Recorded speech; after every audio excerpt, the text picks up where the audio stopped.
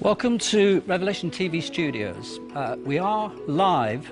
We didn't intend to go live, but we're going to do that. And it reminds me really of when I first went live 8 years ago on Revelation TV's first broadcast, and my heart is pounding. But nevertheless, it's a very special day for me, and I'd like to warmly welcome our special guest, Richard Dawkins. Richard, thank you so much for coming to the studios. Well, thank you very much. And can I just begin by offering my condolences for your very sad tragedy that's hit you this week. Yeah. Thank you, Richard. I appreciate that.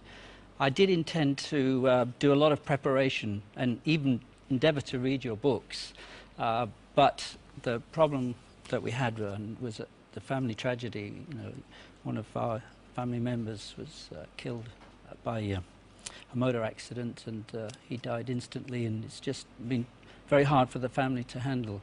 But I really do appreciate your thoughts. Thank you very much, Richard. And I am going to struggle as best as I can to interview and talk with Richard. And I know that our viewers, like myself, who now have not perhaps read some of the books or any of Richard's books, he's a well-known author and is one of the world's leading atheists, really. And Richard, you know, give us some of your background, because I would be thrilled, and I know some of our viewers will. Some of them will be upset, but that's never stopped me in the past. And I would really like you to share with us your background so that people would understand where you've arrived at today in being an atheist. Well, I presume you mean my background with respect to religion, not No, just some of your personal background, you know, educated where and brought up, and perhaps you'll tell us about your parents. I was born in colonial Africa, came to England when I was 8, went to boarding school, went to Oxford, read zoology, a couple of years in California, back to Oxford as a lecturer, and started writing books. My first book was The Selfish Gene, which was published in 1976, and I've been writing books sort of ever since. Were your parents at all, or any of your immediate family, believers in God, or all atheists? I don't think my parents have ever been serious believers in God, except that one is as a child, of course. Most people are as a child, as St. Paul said. When I was a child, I spoke as a child, etc. But when I became a man, I put away childish things. And I think, well, my father died a couple of months ago. He certainly wasn't religious. My mother certainly isn't religious. So, no, I didn't come from a religious background, but my schools were religious. I mean, my schools were Church of England, and so I had the usual dose of Sunday chapel, daily chapel, actually, daily prayers. So was there a defining moment where you made a decision that you didn't believe in God? Or? Yes, I suppose I switched from Christian theism to some sort of deism round about the age of 14 or 15, and then switched to atheism round about the age of 15, 16. And was there a particular point that, or something that you read, or an experience you had that sort of said, yeah, this is it, God doesn't exist? Oh, well, by far the most important, I suppose, was understanding evolution. I think the evangelical Christians have really sort of got it right in a way in seeing evolution as the enemy, whereas the more, what should we say, sophisticated theologians who are quite happy to live with evolution, I think they're deluded. And I think the evangelicals have got it right in that there really is a deep incompatibility between evolution and Christianity, and I think I realized that at the age of about 16. Right. Well, first of all, I appreciate you even saying what you said, but I think this is one of the things I'd like to get out of this interview, that, you know, even though we have differences, I do believe that we can discuss these, and I certainly would like to invite you, it's like, not the interview's over now, but I'd like to invite you in the future, if you would so consider, to talk to some of our, I would say, more intellectual minds than myself, who would be able to debate the subject and do it in a gentlemanly way, because some of the interviews I've seen conducted particularly one of recent times I saw on YouTube, which I thought you were treated abominably. Oh, really? I wonder what that one was. I don't remember it. Was it one of the interviewers in the States where he's like a news presenter, maybe Fox? Oh, yes. Well, I've done a few of those, yes. Yeah. Bill O'Reilly, maybe. I think that was, yes, could be. yeah. I think, anyway, it's not the way that I want to conduct our interviews, and indeed any of the debates that may follow with some of the more wiser people that I would like to introduce you to. And I do see you as an English gentleman and not one to be berated, and perhaps people will be angry at me saying that.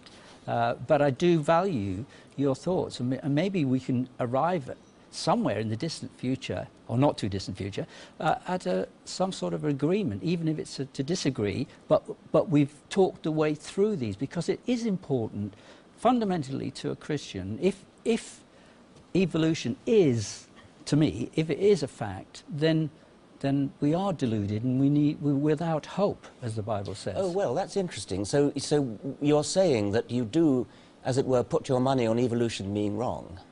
I do personally, yes. But there are others in the Christian faith who see evolution as a part of what God's purposes and plans were. But I've now got you placed then. So all I've got to do is convince you of the truth of evolution. That yes, I easy. suppose that. Yes. And I suppose my job is to prove that there is a God. And maybe without doing it in the usual way, that I would share a couple of experiences with you, and then you could tell me, and especially as I haven't read the book, Right. God Delusion, Yes. then I'm not biased, although I understand that where you're coming from the title, I would nevertheless, value your opinion to put me right so that I can change horses if I have to. Well, let's get on with it then, shall we? Good. Well, one of the things that I do see, and this was a fundamental question at the beginning of my sort of putting the word out to viewers and friends that I'm going to be doing this interview with you today, is that there are 6 billion people on the earth today, and I would say at least 1/3, if not more, have an innate belief in a supernatural being. Let's call him God. If we've evolved, why have we evolved with such concept to want to worship?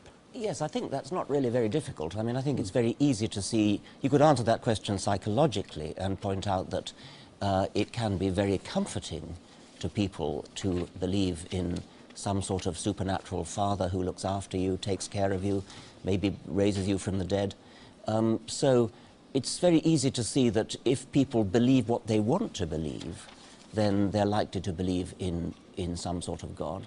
So that would be the psychological answer. I could also give you an evolutionary answer and say why it might be that natural selection of our past ancestors had shaped our brains, or shaped the genes that shaped our brains, to make us believe in, not God necessarily, but to have a sort of psychological predisposition that leads you to believe in God. I'm thinking of things like a tendency to be obedient to authority.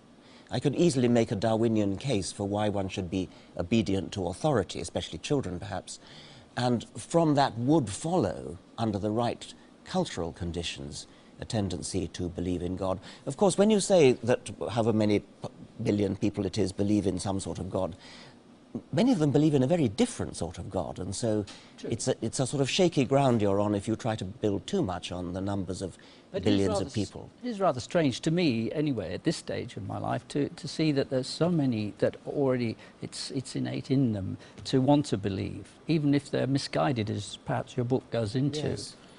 Well, I don't find that very persuasive. I mean, it's certainly true, but it doesn't make that a lot of people do believe, but it doesn't make what they believe true. As I say, I'm going to be conducting this interview not so much in intellectual arguments, because I'm just not on your level, Richard. That's hopefully for the future when we do that with the others that will come, if you would so agree to that.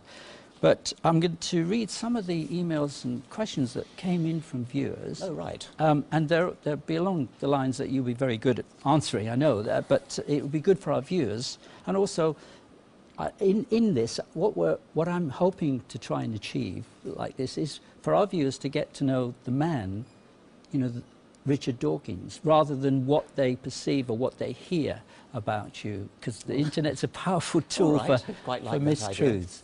You know, maybe I'll start there. I mean, talk to us about being an atheist, and does that stop you from doing good works? No, of course it doesn't. You know, and all of that sort of thing, because you're as much maligned as an atheist as I am a Christian. Yes. Yes, there's absolutely no reason to think that you need to be a Christian or indeed a Muslim or anything else in order to be good. There's no correlation there at all. And it would be not terribly praiseworthy, I think, if that were the case, because if the only reason you were good is that, say, you were afraid of God or something, then I think you would agree with me that that wouldn't be a very noble reason for being good. And so being an atheist shouldn't really have any effect on whether you're good. The other reason you might think people would be good is if they're trying to follow the example of their holy book, the Quran or the Bible, whatever it is. And you get a pretty mixed sort of morals if you follow the Bible. I mean, bits of it are okay, but I don't suppose you would wish to follow everything in the book of Leviticus, for example, or the book of Numbers, or the book of Deuteronomy. Well, there are some things in there which perhaps could be misconstrued. Yes, that's one way to put it. But there are some things in there that are definitely an advantage to us today, and particularly since, well, the last 200 years, we find that the laws on cleanliness are very important, and perhaps came before man realized, and particularly talking on medical science, that they didn't realize, a simple thing like washing your hands before you went from the Godiva to deliver a baby. I mean, that was only something that happened 200 or 300 years ago. By all means, let's listen to our doctors and read what their medical books say. You don't need to go to the Bible for that now. You can get it from your doctor. Right, but I mean, the Bible was written according to, yes. Even if you disagreed with the timing of it, it certainly was written pre-Christ. So for the laws in Leviticus on yes, but we don't have to go on getting it from Leviticus. We can get it from our doctor now. Yeah. Right. Okay. This comes in here. Darwin seemed to express that the evolution of the eye was a hard case to explain, says the person who emailed this in to me, Steve, I think it was. Do you have any cases yourself where there is uneasiness with this? Well, that's a famous quote from Darwin. Darwin said something like, to suppose that the eye, with all its intricate contrivances, he goes on in great detail about how complicated and beautiful the eye is, could come about as a result of evolution by natural selection seems, I freely confess, absurd in the highest degree, words to that effect. That quotation is very often given, but it isn't followed by what Darwin next said, which was to spend a good part of a chapter explaining exactly why actually it is explicable. And in a way it's a good rhetorical technique to, as it were, offer something to your opponents before you then disillusion them. Where it fails is if your opponents then take the offer and then don't quote what follows. So, the eye is actually very well explicable by evolution, and I've explained it in especially two of my books, The Blind Watchmaker and Climbing Mount Improbable. But that wasn't the question you asked me. You asked me the question, is there anything that I find particularly difficult? No, because that's not the way science works. We don't say, this is a very difficult case, therefore God must have done it. Therefore, science can't explain it. Therefore, the supernatural must be wheeled in to explain it. That isn't the way we work. If science can't explain it, then we say, all right then, let's go to work. Let's see what we need to do, what new theories we need to bring into our science, how we need to change our science. That technique has always worked so far. If there was something that I was genuinely puzzled about, then my response would not be, oh, it must be supernatural. My response would be, then in that case we must roll our sleeves up and go to work to try to understand it. Right.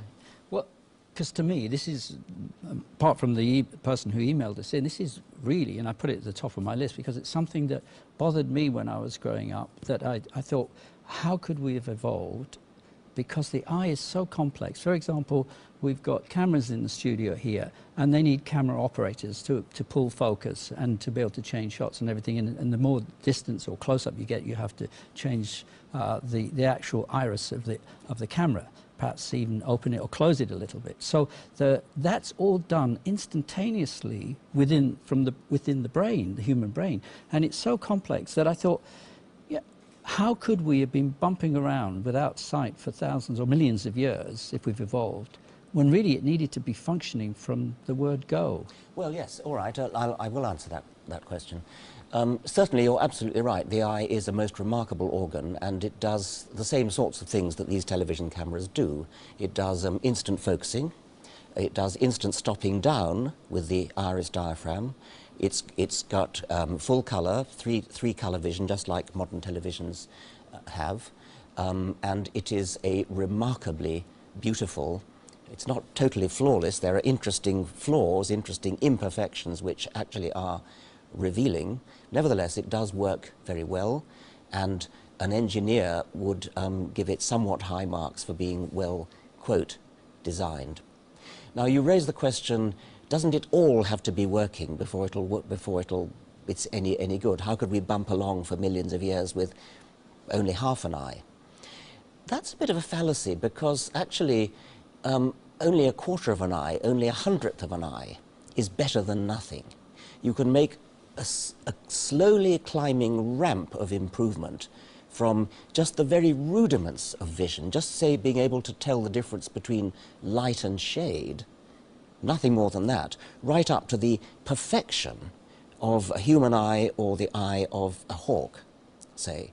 And in order for evolution to explain that, all we need is that there should be a ramp of improvement where every step, a hundredth of an eye, 200ths of an eye, 300ths of an eye, etc., 50% of an eye, 51% of an eye, each step has got to be an improvement on the one that went before. And it's easy to see why that would be. You start by being able to tell whether there's a shadow, whether it's night or day.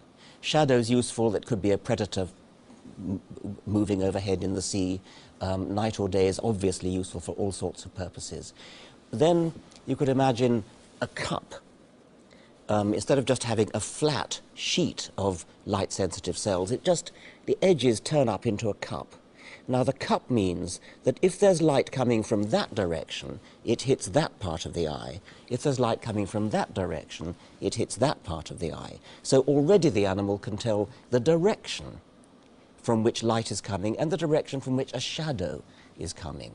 So we haven't got an image yet. All we've got is the direction of light. Now the cup can steadily and slowly over evolutionary time close over until you end up with a little hole at the top. And the little hole at the top, the same principles working all the way, that light coming from that direction hits that part of the retina, and from that direction hits this part of the retina. But because there's a hole, it's rather more precisely, not exactly focused, but light from there hits there, light from there hits there, light from there hits there, because it's got to get through the hole. We're moving towards a pinhole camera. Now, a pinhole camera, if you make the hole small enough, and remember we're having a smooth gradient of closing up the hole, if you make the hole small enough, then it makes a sharp, focused image. The trouble with a pinhole camera is that the image is very dim because very little light can get through the pinhole. What you need is a lens, because what a lens does is gather light from different directions and focus it on a point. Instead of it having to go right through the middle of the hole, it can be gathered from a wider range of sources. Now, a lens is not difficult to arrange. Any old chunk of transparent gubbins will do the job better than a pinhole. So once again, we've got a slow, gradual improvement. Any old lump of gubbins, transparent, is better than nothing, and then the lens simply improves its shape gradually, gradually. It's got to be gradually. Every step has got to be a slight improvement over the previous one. You get a lens. Can I just ask you though, Richard? Yes. How long did this process take? Well, that's very interesting. I mean, we've got hundreds of millions of years to play with, because that's what geological time gives us. I mean, we've got maybe 1 billion years since the first focusing eye appeared. What about the trilobite? Trilobites have very beautiful eyes. Very, very clever. I mean, it's amazing. They have compound eyes, which is what modern insects and crustaceans have. But the trilobite has, in the fossil record, is exactly the same today as it was, or in that sense, it didn't evolve. It had those lenses. Trilobites today. No, I mean, but it had the lens mechanism, which is no, quite powerful. Well, trilobites have compound eyes, which is a very different principle and very interesting principle. It doesn't focus quite as sharp an image as our eyes do, but it is a very beautiful thing. And trilobites do go back hundreds of millions of years, 500 million years, 500 million years. It must have taken some time before trilobites came on the scene, but even trilobites are relatively recent compared to the age of the Earth, which is 4.5 billion years old. Obviously, of course, as a creationist or believer in creation, the book of Genesis, you know, I would disagree with that. But what would you disagree with? With the time. The timing. How old do you think the world is then?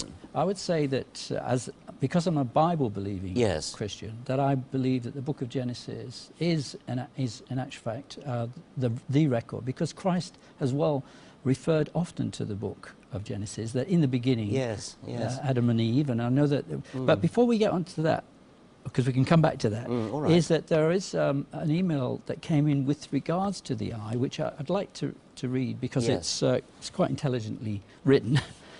In Richard's book, The Greatest Show on Earth, and he gives the pages, etc., he claims the retina could not have been designed, as creationists say, because the photoreceptors are at the back rather than the front. So it is back to front. And it was a fact, he said, if it was created, it was the design of an idiot. Just stop there. Recent research has shown that there are cells in the retina that guide light to the photoreceptors and refocus it. The scientists who did this research described the light-guiding cells in the retina structure with the words optimal design for improving the sharpness of images, and that's from Physical Review letters, etc., etc. Will Richard admit he is wrong, since he is not an expert on optics and the researchers are? Well, no, I will not admit I'm wrong. This is a very interesting case. The retina is back to front. The retina of the vertebrate eye is back to front, in the sense that the light-sensitive cells are pointing away from the light. Now, the light-sensitive cells are connected to the brain via nerves, and any sensible designer would have had the nerves behind the light-sensitive cells, which is in fact the way they are in mollusks, for example, octopuses, which have rather good eyes, rather like ours, with the difference being that the light-sensitive cells point towards the light, and the wires connecting it to the brain lead backwards to the brain, which is the sensible way to do it.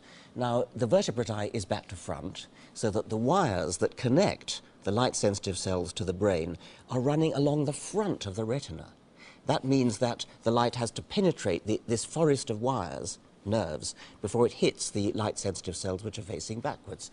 Now, it's very easy to see why this happened. It happened for historical reasons, and there's no doubt about that.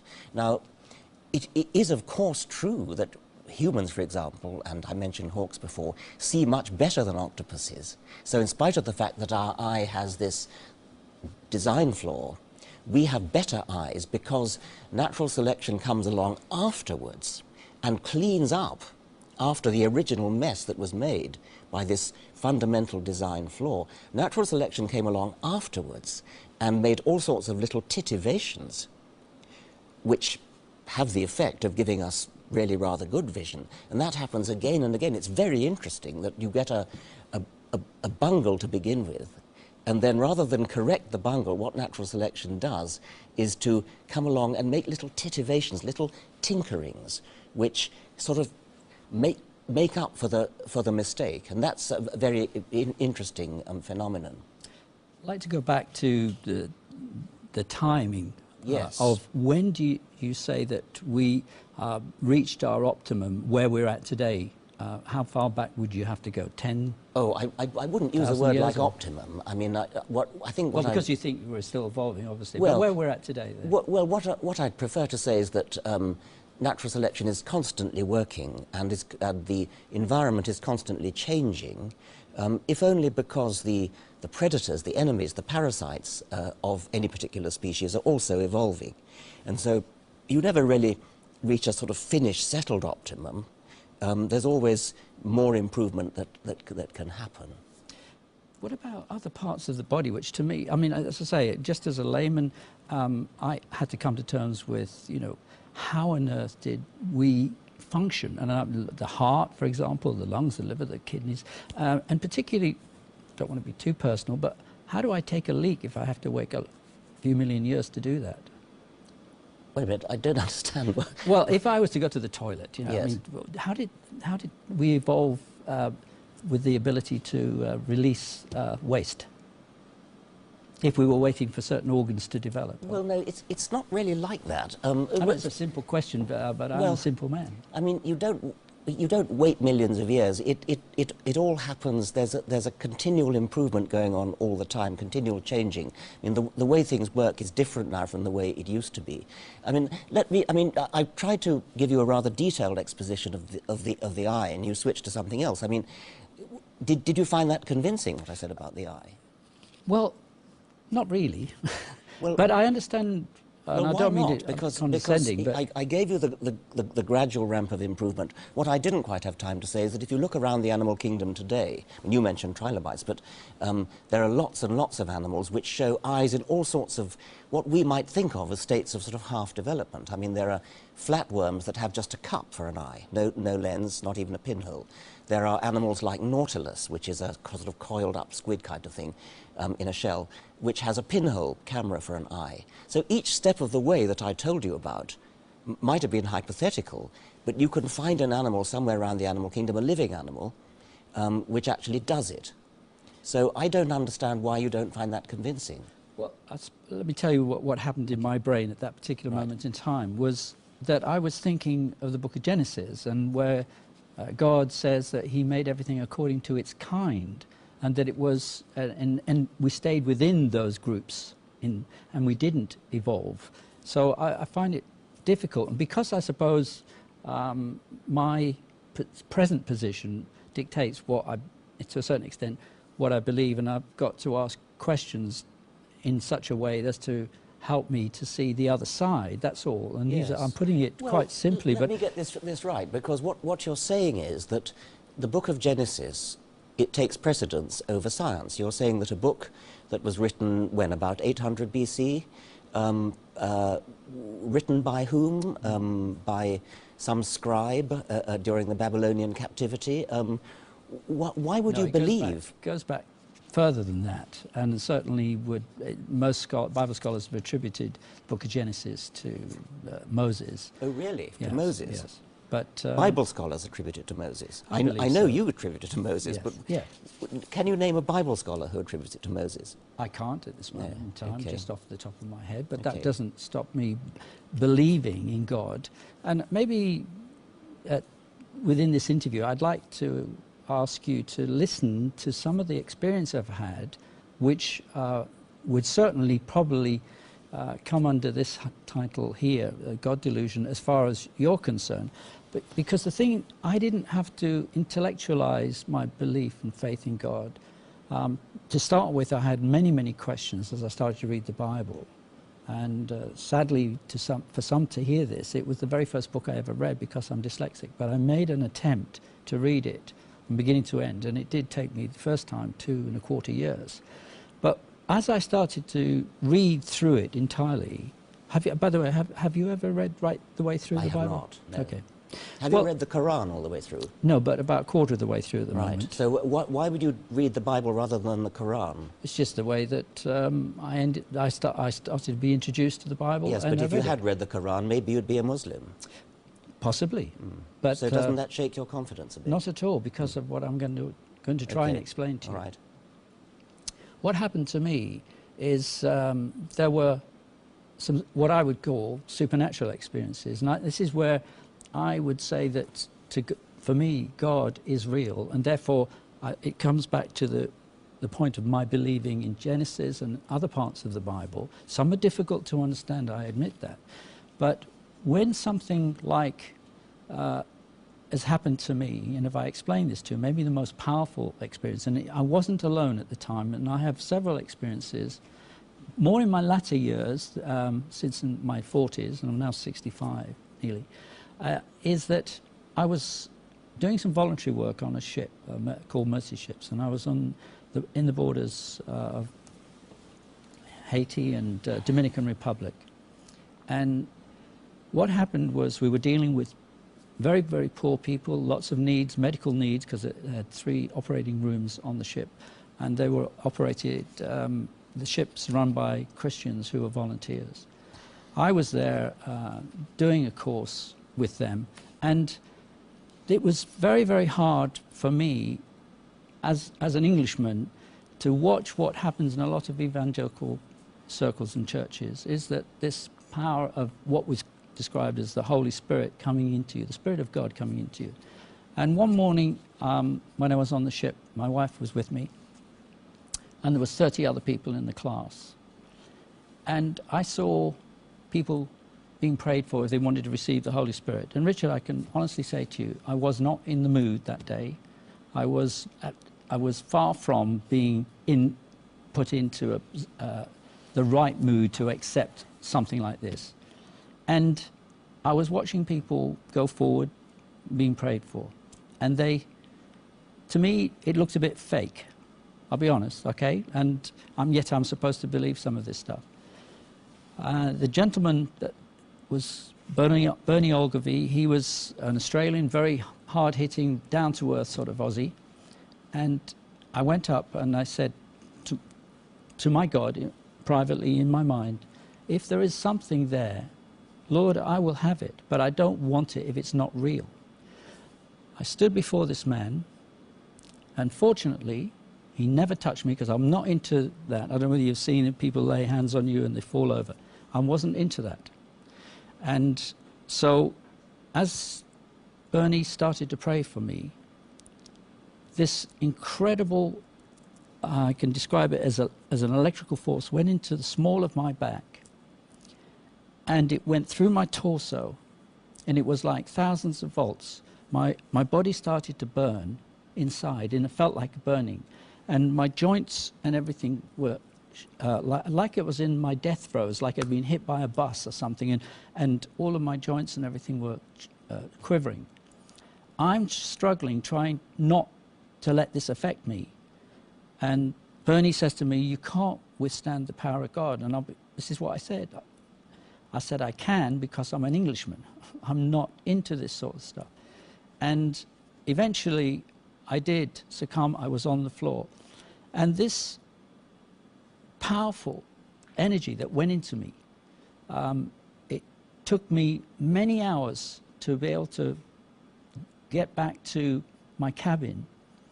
And I just couldn't understand it. Now, I know the scriptures, you know, where it says he will baptize you with fire as well as with water and all of that.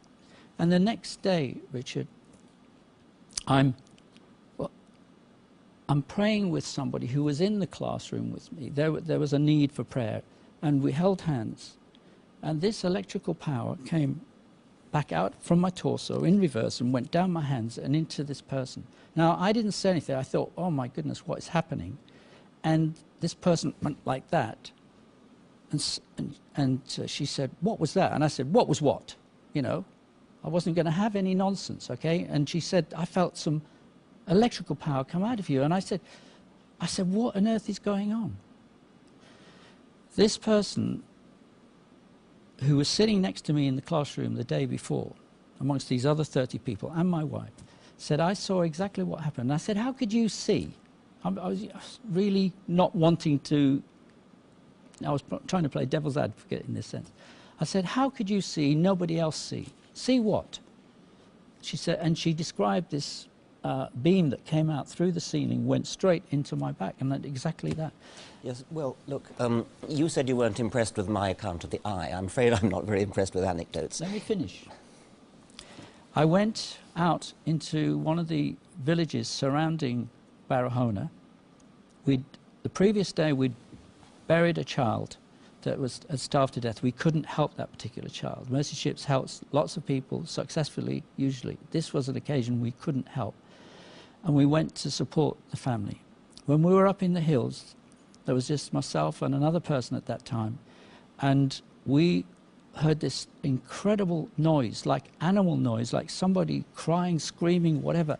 And because I don't speak Spanish, they grabbed hold of me, a few people, and they pulled me and this other guy to witness. There was a slab of concrete about the size of this, because they live in very poor conditions. It was just like cardboard walls, but some had a concrete slab for their foundation.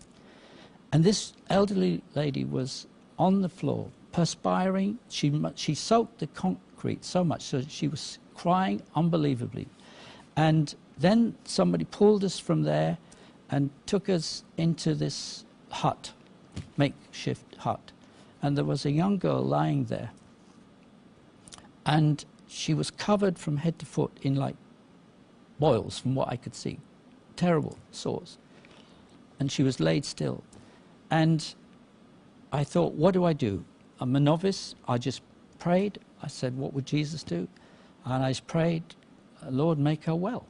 She sat bolt right up. And I said, what? And I thought, what else do I do? I'm a simple man. Read the scriptures before, and Jesus said, give her water. That's from the time when he was doing something similar. And so I did that. And I didn't know it at the time, but apparently the lady that was outside bemoaning had been there for hours because her daughter had apparently died. Now, this, again, this electrical power comes out of my body. How do you describe that? Am I deluded? Probably, yes. I mean, scientists are not impressed by anecdotes. If you could get a scientist to measure I don't know, your galvanic skin response, you might get some sort of scientific interest in that. But it really, I mean, there are thousands of stories all over the world. People have ghost stories, people have stories of demonic possession, all different religions. They're just not impressive, I'm afraid, to a scientist. And in particular, what I'd like to concentrate on is why, even if these experiences happen to you, why on earth would that make you believe in the book of Genesis, given that all the scientific evidence is against it, given that the Archbishop of Canterbury is against it, given that the Pope is against it, given that any respectable bishop is against it? Why would you go from having electrical tingling down your back to saying that the book of Genesis has got to be true? Why tie it to the book of Genesis? All right. When I first read the Bible, the things that attracted me or impressed me was the prophetic value of Scripture. As a man, I wasn't as emotionally involved as, say, my wife would have been, because at that stage I wasn't sort of in love with Jesus.